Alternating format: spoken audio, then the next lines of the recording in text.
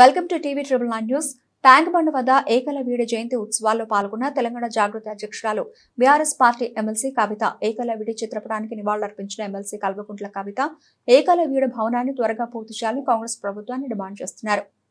ఏకాదశి శుభాకాంక్షలు తెలియజేస్తున్నాను.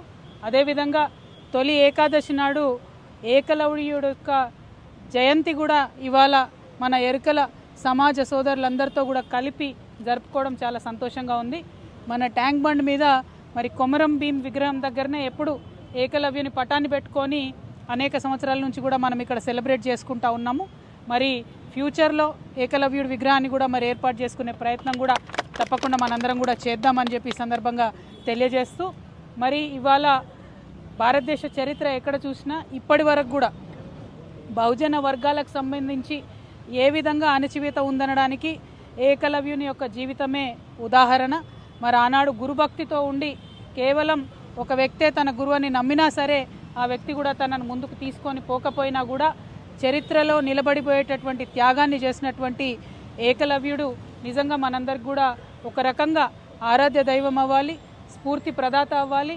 ఆయనకు ఆనాడు అన్యాయం జరిగి ఉండవచ్చు గాక, కానీ ఆయన గురుభక్తిని వీడలేదు, సమాజానికి ఒక మంచి తోవని చూపించే ప్రయత్నమే చేసిండ్రు. కానీ ఇప్పుడు మనందరం కూడా ఆయన వారసులుగా, ఆయన బిడ్డలుగా మనకు అన్యాయం జరగకుండా, మన స్థానం రాజకీయంగా మనకు వచ్చే విధంగా, మన స్థానం మనకు ఆర్థికంగా వచ్చే విధంగా, ఉద్యోగ విద్యావకాశాల్లో వచ్చే విధంగా సమాజానికి పాటుపడుతూ తెలంగాణలో అందరం కూడా కలిసి ముందుకు అడుగు వేయాలని చెప్పి ఈ సందర్భంగా పిలుపునిస్తూ ఉన్నాను. దానికోసం నా వంతు ప్రయత్నంగా నేను మీ అందరినీ కలుపుకొని పోయి అనేక ఉద్యమాల్లో మనం ఇవాళ పాల్పంచుకుంటా ఉన్నాము. మీరు చెప్పినట్టుగా కేసీఆర్ గారు ఆనాడు కట్టించినటువంటి భవనం ఇవాళ కనీసం పూర్తి చేయలేని పరిస్థితులలో రాష్ట్ర ప్రభుత్వం ఉండడం చాలా దారుణం. ఏకలవ్య భవనం తప్పకుండా త్వరితగతిన పూర్తి చేయాలని ముందుగా కాంగ్రెస్ ప్రభుత్వాన్ని నేను డిమాండ్ చేస్తూ ఉన్నాను. అదేవిధంగా మరి ఎస్ స్కీమ్, YES అంటే ఎరుకల ఎంపవర్మెంట్ స్కీమ్ అనేటటువంటి పథకాన్ని గౌరవ పెద్దలు కేసీఆర్ గారు ఆనాడు ప్రవేశపెట్టడం జరిగింది. దాన్ని ఇప్పుడు ప్రభుత్వం కంప్లీట్గా తుంగలోకి తొక్కింది. 2-3 సార్లు లెజిస్లేటివ్ కౌన్సిల్లో కూడా మీ తరఫున ఈ అంశాన్ని నేను ప్రస్తావించినప్పటికీ కూడా ప్రభుత్వానికి కనీసం చీమగుట్టినట్టుగా లేకపోవడం చాలా దారుణం. ఈరోజు ఏకలవ్యుని జయంతి సందర్భంగా మళ్ళొకసారి ప్రభుత్వాన్ని డిమాండ్ చేస్తూ ఉన్నాను. ఏదైతే 60 కోట్ల రూపాయలు 50,000 ఎరుకల కుటుంబాలకు లబ్ధి చేకూర్చే విధంగా కేసీఆర్ గారు ఆనాడు ప్రవేశపెట్టినారో ఆ పథకాన్ని యథాతథంగా లేకపోతే ఇంకొంత మెరుగుపరిచి ఇంకా ఎక్కువ కుటుంబాలను కూడా కలుపుకొని చేసే విధంగా ఇప్పుడున్నటువంటి ప్రభుత్వం వెంటనే ప్రయత్నం ప్రారంభించాలని చెప్పి ముఖ్యమంత్రి గారిని డిమాండ్ చేస్తూ ఉన్నాను. మీరు అన్నట్టుగా ఆనాడు ఎమ్మెల్సీగా కుర్ర సత్యనారాయణ గారికి గౌరవ ముఖ్యమంత్రి గారు కేసీఆర్ గారు ఇచ్చినప్పటికీ మరి గవర్నర్ గారు రిజెక్ట్ చేయడం అన్నది కూడా రాజకీయంగానే జరిగినటువంటి అంశమని నేను భావిస్తూ ఉన్నాను.